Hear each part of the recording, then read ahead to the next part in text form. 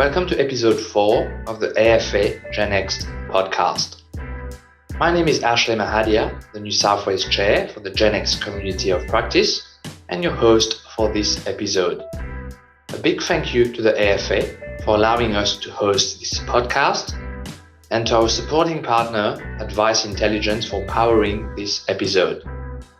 The AFA has always been a vibrant and innovative association that facilitates the emergence of new ideas and new leaders via its communities of practice.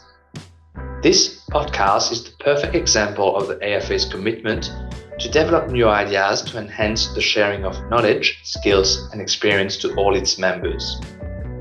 In this episode, we speak to Morgan Heward, AFA Gold Coast Chair, Dawn Thomas, National Chair of the Inspire Community, and Charlie Green, National Chair of the Genxt Community. The aim of episode 4 is to showcase how these young leaders have flourished through their involvement at the AFA by being given the opportunity to lead. Morgan, Dawn, and Charlie, welcome to episode 4 of the AFA Genxt podcast.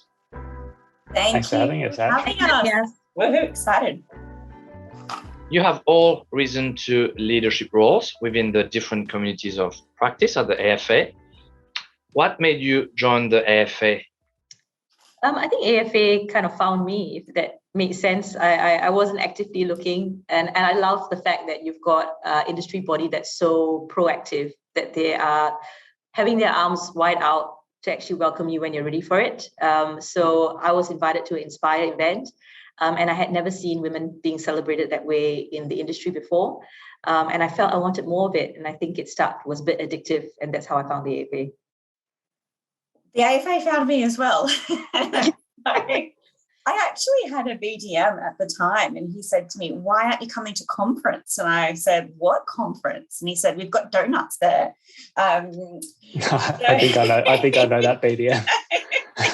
Exactly. But look, at the time, I was at a firm. I'm not even going to mention their name. I was extremely unhappy, and he said, "Come hang out with us. You'll meet new people. You'll meet owners, and you'll have an opportunity to connect with people like yourself." And my first AFA event, I went to this peer group breakfast that was held in Brisbane that Patricia Garcia held. And we were in little tables of 4 at this cafe. Everyone brought their own breakfast, and it was so nice. We were just talking about different topics, and it was an opportunity for everyone to help each other. What are your pain points? What are you doing well? And it was such a really nice experience for me. So that was my actual first AFA event, which I have a very fond memory of. I was kind of roped in by a friend. So I started my advice career up in Sydney, and then when I moved to Melbourne, basically had no network other than Sammy Robinson, who is the Vic director down here. And I said, what should I do to network and get to meet people? And to be honest, I was only a couple of years into my career, so I'd never really explored industry bodies or anything like that. And she said, come along to a couple of events. And then I did. And then I joined the Genxt committee. And then it kind of just went from there. And I just, fell in love with the community and being around like-minded people. And I think that's kept me here for the long term. I think it's been 6 to 7 years now, at least, since I've been involved. Yeah. Right. And what are the benefits you would say of being actively involved in an AFA committee? I think networking for me is the big one. If I could take anything away, it's just networking. Support that you get from the advisors around you is amazing. You get a lot of empathy for your position, which is what you kind of need sometimes as an advisor. And not just that, but opportunity comes along with that networking as well. So not just people that you meet where you will, it could be anything, opportunities like this to get up in front and talk to people, opportunity to run events, but also work opportunities as well, which has been fantastic. I mean, the last couple of roles that I've actually taken on have been, I've been introduced to the person who ended up hiring me at AFA events. So I can't speak more highly of the incredible network that you get just by being a part of the community. So I think it's two things. First of all, it's when you're on a committee, you actually also find your tribe. For me, I'm very much this bit of, our jobs are really hard, and it's easier to do a hard job when you've got a community behind you. And I think being in a committee helps you really connect out to those people where you can build a tribe together. Secondly, I think being in a committee, if you're a person that really wants to enact change in the industry, you're proud of your industry, AFA is going to actually allow you to do that. They're going to give you a platform and a pathway to do that. So instead of you just having the desire to create change or be proud of your industry, being on a committee allows you to actually broaden that impact. For me, I think financial advice sometimes can be really alone, and the AFA brings everyone together as a community. And as a community, as an advice community, we can achieve so much together. I'm a big advocate for raising the standards of advice, raising the efficiency of advice, and the public perception of financial advice as well.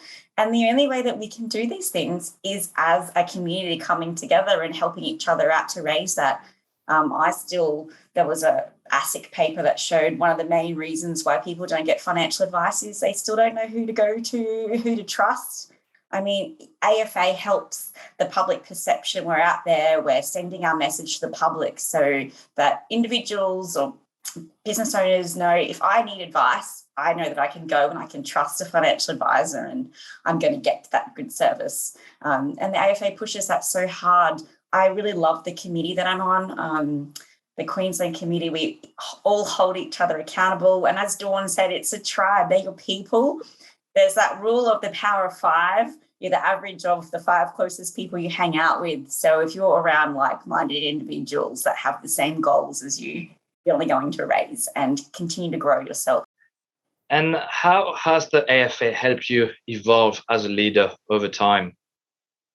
Morgan?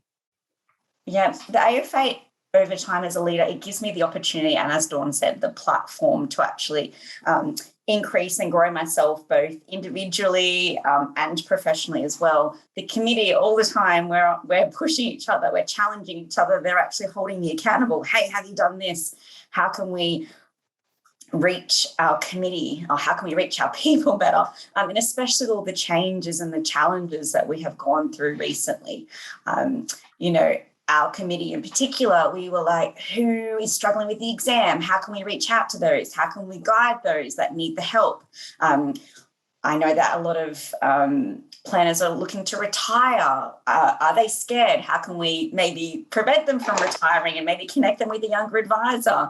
They're actually doing those things, and I think there's a big gap in our industry. And as I said, it doesn't need to be alone, but if you are in that community, you're going to receive that help. But in saying that as well, you can be a leader and go to events, but unless you actually participate and actually get involved with the community, you're not going to get anything out of it if you just go to events and expect, oh, I didn't get that, or I didn't get this free item, whatever it might be. You need to go there, you need to engage, you need to give back to receive as well. How did it help me evolve as a leader? I think it gave me opportunity and the platform to become a leader. But not just that, it's just the access to people that you've got when you're within the AFA community. You don't feel as if you're ever on the outer in terms of if you ever need support or if you want to lead something or you want to champion something, you will not just have access to some middle manager or somebody's email inbox. It's like you get on the phone and talk to Phil, the new CEO, or you talk to your state director, or you talk to the head of marketing, or, it's incredibly collaborative from that perspective. And I think that's what really surprised me, is that when I took on a leadership role, I knew that I would have to do a lot of things autonomously as the role you would expect. But I think being able to pick up the phone to the CEO was something that I just didn't expect to happen. And I don't think would happen in many other communities either. It really is, it feels like a very level kind of structure. And that's, I think being around people like that in your day to day and having them kind of champion you it gives you it empowers you to want to lead and to be a better leader. Yeah.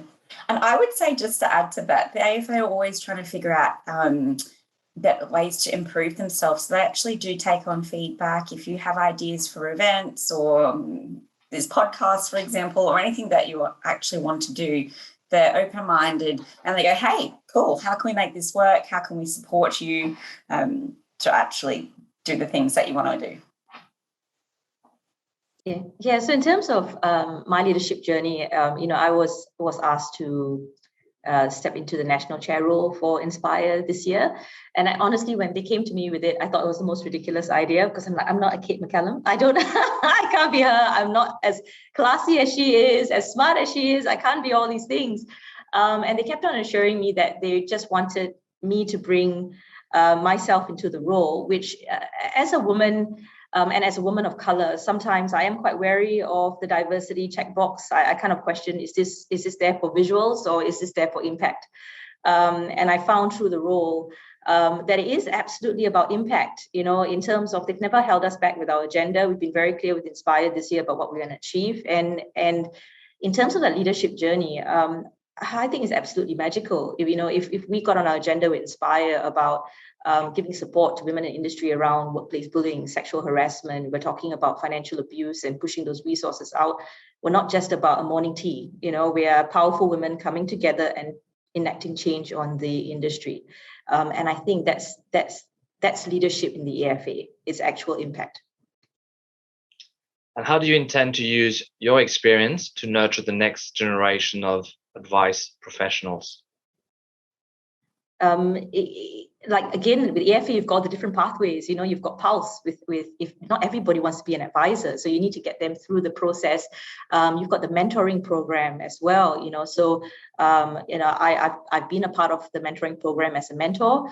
But this year, AFA, we're talking about leadership and their ability to support. We decided to just get a group together called the Gen Z Advisor to really cater to the university students. But then we have discussions about how all the communities of practice can work together to actually help the different segments that are there. So I would love to have more young people joining the Gen Z Advisor group. We've got our very first webinar that's coming out. We're going to do a student takeover edition. Again, AFA didn't say no. They're like, no, just go ahead and do it. We just flag these crazy ideas and they say yes. So we're going to have a bunch of students actually facilitating an AFA webinar, like for them and their development as leaders. Isn't that cool? I think we're giving them a chance to air their voice, and I think we're actually listening. So that's really a significant part of that young generation. Yeah. I think in particular, whenever you do a degree, I've been at uni before, and you go, what's going to come out of this degree? Where am I going? What am I doing? Where do I start? Who do I align myself with? The AFA has open arms. You're going to be looked after. I joined the mentor program this year in particular because I did want to nurture university students and put them on the right pathway so that they can be connected with the right people and continue to grow, flourish, achieve exactly what they want to achieve.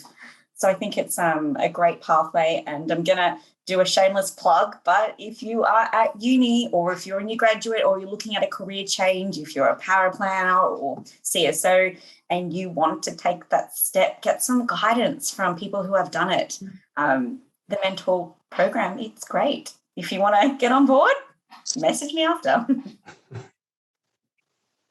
Absolutely. And then give me a call and join Genxt, because that's where we're looking after the next journey of advisors. And it's not just uni entrants as well. I think it's important to note that we don't position ourselves as just a young person's community of practice. It's about becoming that next generation of advisor, which is, the goals focused, people focused type of advisor. But we do have a strong focus at the moment on the younger entrants coming into the profession. I don't think there's probably ever been a more uncertain or difficult time to enter a profession like ours. The pathway for me when I came into advice was very clear. You step in, you start to become a power planner, or you do a CSO type role, and then eventually you get led into meetings, et cetera, et cetera. Now that hasn't necessarily changed, but I think what has clearly changed is the rigor around that process with the professional year. And I think that's really, there's a lot of uncertainty amongst advisors as to how they can take their new entrants and morph them into these fully fledged advisors that they want to become. So that's what we've been focusing on the last 12 months is having events around that really focus on that. And I think we've had some great feedback from that so far. But what I will just add on to Morgan's point is that the community is so great that once you're in it, you feel like you can't kind of step away from it, I think. When you're on the path to becoming an advisor, particularly in a busy business or a small business, there is a tendency to go insular. So you focus on your work, you just get in there and you focus on your list of things to do, and you're busy, and you couldn't even imagine being able to finish up at 5:30 and go to an event or go and network because you're just exhausted. But what I will say is that once you go to one or two, you start to realize that there is more to your day-to-day and box ticking exercises. There's so much more to the advice community that you can get out of it. And I couldn't advocate more strongly to become a part of a professional body, because that just purely of what it affords to you to become part of that community. I'll also add to what Charlie said, being part of a professional body, it looks really good for clients. Clients like it. They look for it, especially with what's gone on in the media lately. I know so many clients that have actually said, oh, I like that you were a member of blah, blah, blah, blah. And that, once again, it helps raise that public perception. So I know that more than half the advisors out there aren't a member of anywhere. Mm. That just blows my mind. I say get in, become a part of something. Yeah, agreed. And what do you think we can do? We're all part of different communities of practice to work better together. I think it's just that communication piece. Like Charlie was saying as well, Genxt is about young people.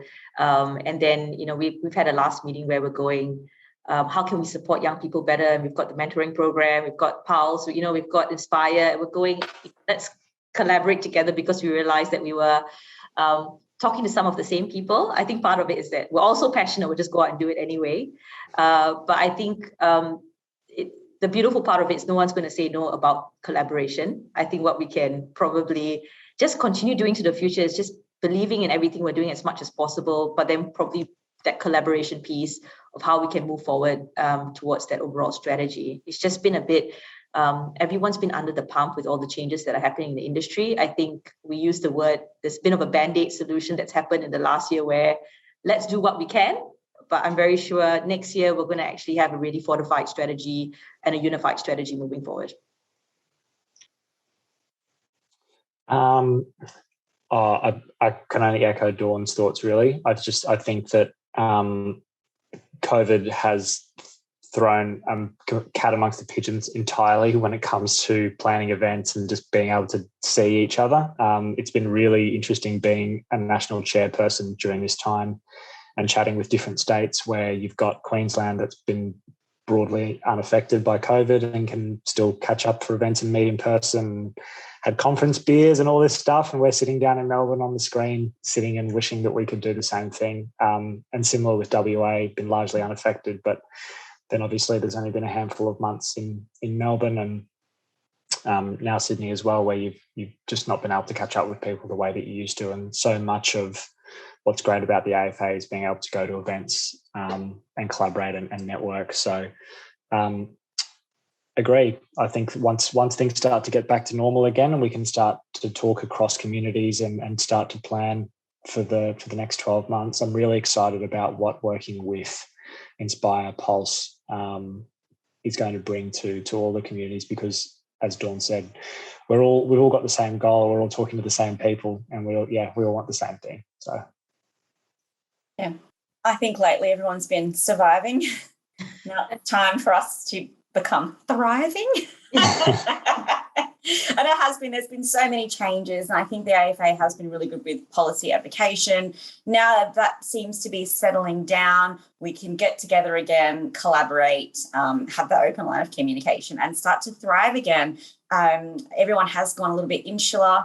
I know even before COVID, even the AFA conference, which is my favourite time of the year, the numbers have been down. And, you know, a lot of the advisors that you speak to, they say, oh, there's just too much, everything's overwhelming, I'm just surviving, getting through everything. And I think now the worst is behind us. Now it's time to come back together again, collaborate, join forces, and start thriving.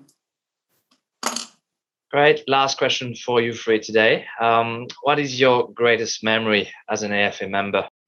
Going through the Female Excellence in Advice process, I think it was honestly amazing. I've been a part of a number of industry awards, you know, because I do feel that, especially with women in the industry, you can't stay hidden. You need to be out there and put yourself forward and tell those stories. And what I found a difference with the Female Excellence in Advice Award is they put you through this process where you really get to think about your journey and what you want to do. And then you get to see the judges, right? So you pitch for 15 minutes about who you are, what you want to do, what's important to you. And I must say, I've never been so seen in my life as a financial advisor. I never feel so legitimate in that. And getting to meet, you know, the other finalists. I mean, I was just in awe of them. You know, I just went, I'm just glad to be sitting near you guys. I'm just glad to be in front of you judges. Like everything for me was like, I'm just glad and happy. and then we had conference, and to be enveloped in that love in conference, you know, I don't know how to say it because I just went in there kind of, you know, you feel like a mini celebrity, and that's not why I went there. But you just feel so much of affection from the community. They put the videos out and they really make you feel good for being an advisor. I remember at that time going, are we allowed to be getting this much of positivity? Because it was around the time of the Royal Commission and everyone was just like saying we're bad people. And so I even said, I feel guilty about feeling this good, but why shouldn't we? We have an amazing industry with people who are doing amazing things. And for me, that sticks in my head, you know, that as it really reinvigorated me as an advisor and helped me feel more confident as a woman in advice of what I can do. I love that, Dawn. Oh, my answer's not going to be half as good as that, but I do remember that conference when you won your award and your speech was fantastic. And even myself, I was like, oh, that was amazing. I still remember it, Dawn. You're talking about being a superhero. It was fantastic. Yeah. And look, that's just an example of conference time. And as I said, we're all in busy practices, busy roles. We're in roles that completely drain our brain of every bit of mental energy that we have. And I think come the end of the year, everyone's exhausted. And then you go to conference and you are just refreshed. Mm-hmm. You are just uplifted and motivated and ready to make all those changes.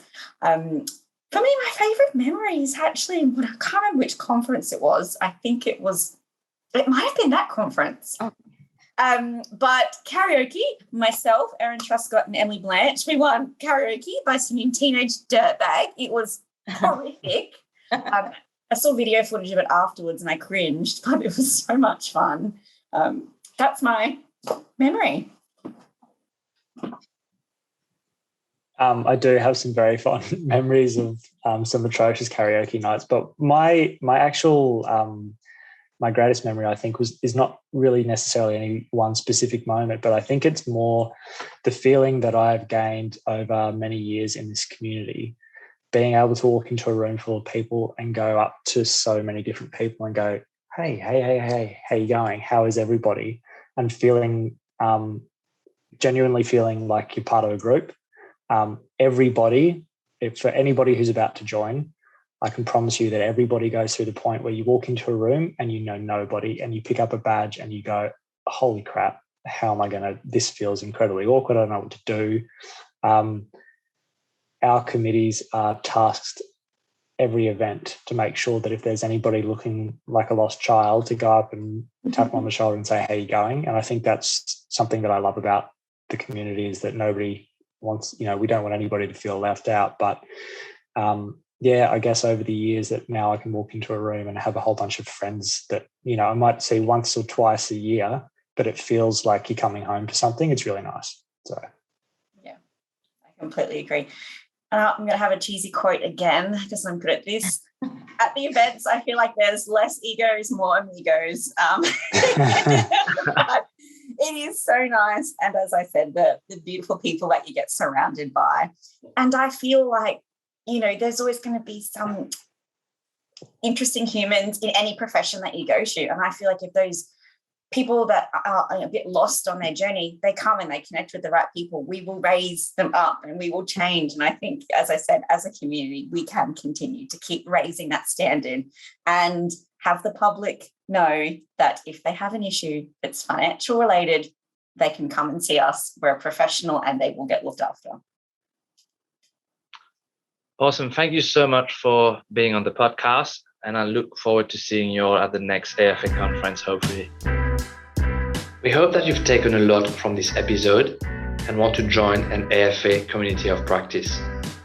A huge shout out to Morgan, Dawn, and Charlie for their leadership and contribution to the AFA. Thanks again to the AFA and Advice Intelligence. See you soon.